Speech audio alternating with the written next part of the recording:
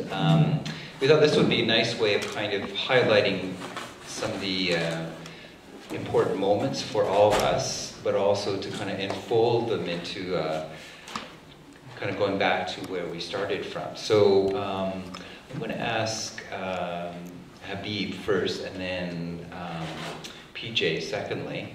They'll come up and just share very quickly, because we're kind of, as always, squeezed for time, but to share one, maybe two, I'll say it, sparkling moments for you today. I couldn't resist. Or something that's touched you, inspired you, or you felt that empowered you in some way to move forward. Okay. Every moment was sparkling. But as the snowflake is, it's unique and it's powerful and it has the potential of sparkling others. Meeting Marta, and she challenged me, and I've written it here, not for me to do, but to get others to do. Not for me to do, but to get others to do. And out of the various speakers and workshops, I realized the wonderful idea of not only addressing the issue, but the humanity of the politician or the person you're addressing. Secondly, the need for self-care through silence. I met a wonderful man who talked to me about the ability to step back and listen and be silent and self-care, because we get burnt out. And I would like to say that we heard just now about making the conference green. I am putting on the first Muslim chaplaincy conference on the 26th of January, and I have made it known to my volunteers that this will be a green conference. So we're not printing any papers, hopefully. We stick to the internet, etc. So yes, a green conference is possible. A green conference is possible. And I close with the beautiful poem of Rumi, Jalaluddin Rumi, who said, "Leave the circle of time and enter the circle of love.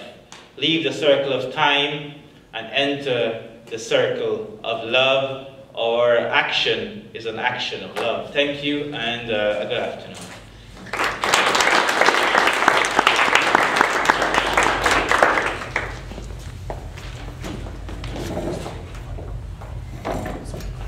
Well, it's a tough act to follow. I didn't bring any poems, but like Habeeb, all my moments today were sparkling. It was a wonderful day, and it was so great to be part of.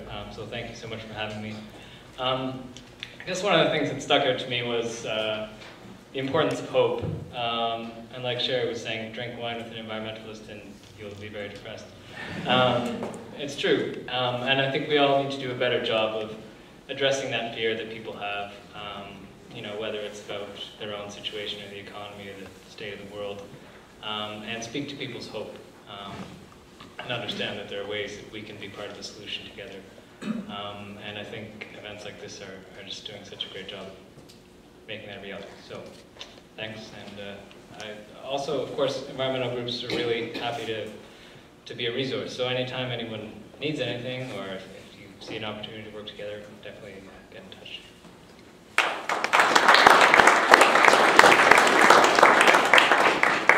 Thank you, PJ. And last, I'd like to invite Marta to also share what her sparkling moment was today.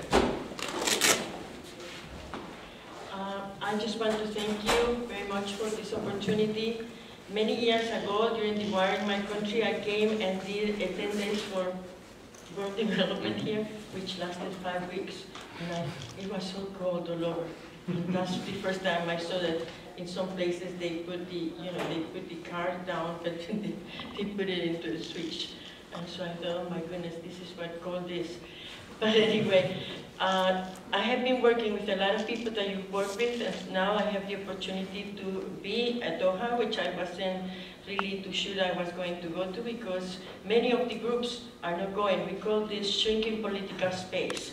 And it's getting smaller and smaller, where the people that really are really being affected have a less of an opportunity to speak for themselves. We are not voiceless.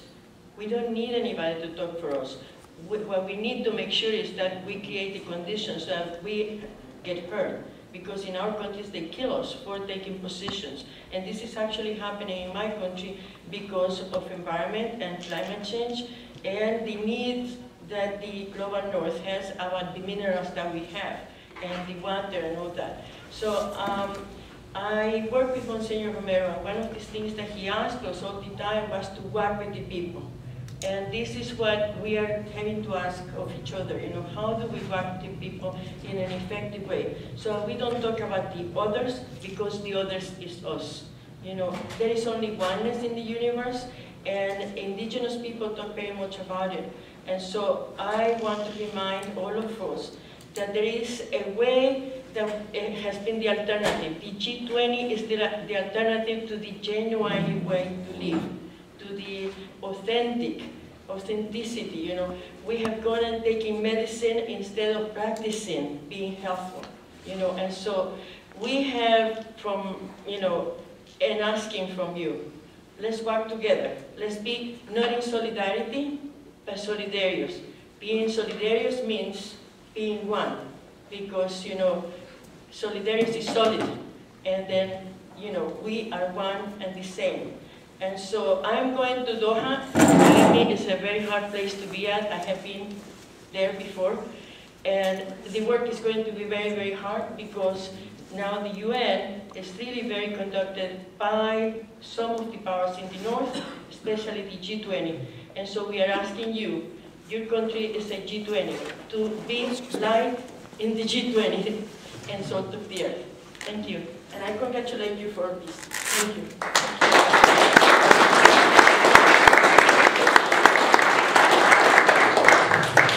And Marta, I'm sure I speak on behalf of everyone that we wish the peace and the empowerment that comes from standing in the path of the Holy One. May God protect you and uphold you. You carry our spirits with you. And I'd like to thank everyone for coming today. We're now at the end on one level, but some people have asked, is there going to be a follow-up? Are there going to be some resources? And the answer to those two questions are very, very probably. There were some questions about some of the PowerPoints and so on, and so we are in the process of gathering some of those together, and we'll put the word out to you as to how to access those. They'll probably be on a website somewhere, and there are some conversations. And if you're interested in helping participate in organizing some follow-up events, if you have some ideas, please get in touch with any of the organizers. And lastly, but not leastly, if there's such a word, I'd like to thank everyone who did participate. And I'm probably going to miss out on people, but those who were on the organizing committee, and Ron, and is everyone else go? Where is everyone? Tom, Murray, Beth is still here, I think, somewhere. Alli's at the back. Joe helped us think clearly about some things, and he came to a couple of the meetings. So certainly want to thank everyone who was involved in making this a success. And thank everyone who shared as speakers. And there was a rich, I think, exchange of ideas. And I want to thank all of you for making this a real event. I just really, myself, enjoyed the buzz that we heard during your conversations and over lunch and during the breaks. And also want to wish, let's do it for each other, to wish the power and the peace of the Holy One upon all of us and upon our steps. Amen.